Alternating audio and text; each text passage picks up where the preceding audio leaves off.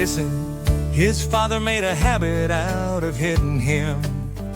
See, some men drink, some men yell, some men hit their children. This man did it all. I guess all men want their boys to be geniuses. Beethoven, little boy, living in a house where a name meant nothing. Living in a house where mercy had to be earned. Through each perfect note, tumbling up through the roof to tickle the toes of angels whose harps couldn't hold half the passion that was held in the hands of a young boy who was hard of hearing. Beethoven, who heard his father's anthem every time he put finger to ivory. It was not good enough, so he played slowly. Not good enough, so he played softly. Not good enough, so he played strongly. And when he could play no more, when his fingers cramped up into the gnarled roots of tree trunks, it was not good enough. Beethoven, a musician without his most precious tool. His eardrums could no longer pound out rhythms, for the symphonies playing in his mind. He couldn't hear the audiences clapping, couldn't hear the people loving him.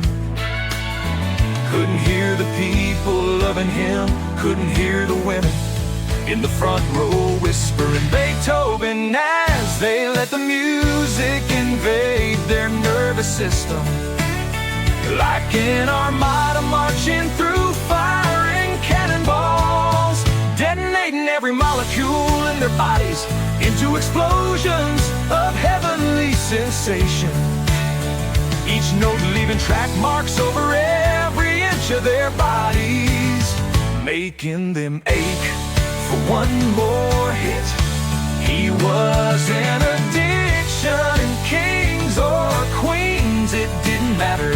The man got down on his knees for no one, but amputated the legs of his piano so he could feel the vibrations through the floor. The man got down on his knees for music, and when the orchestra played his symphonies, it was the echoes of his father's anthem repeating itself like a broken record.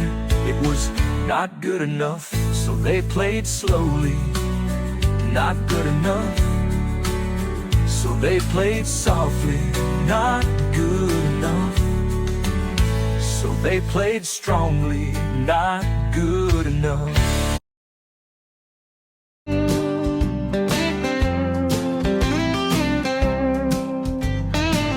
So they tried to mock the man, make fun of the madness by mimicking the movements, holding their bows a quarter of an inch above the strings, not making a sound. It was perfect to see.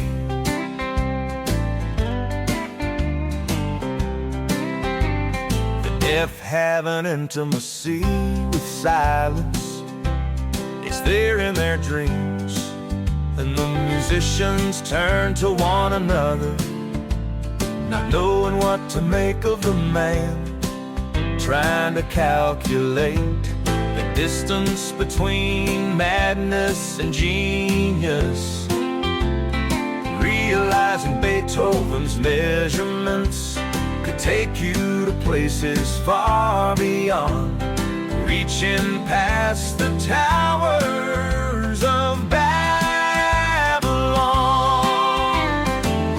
turning solar systems into symbols that crash together, causing comets to collide, creating crescendo so loud they shook the constellations until the stars began to fall from the sky.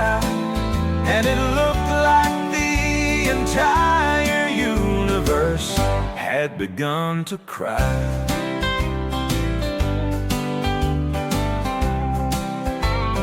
Distance must be an illusion.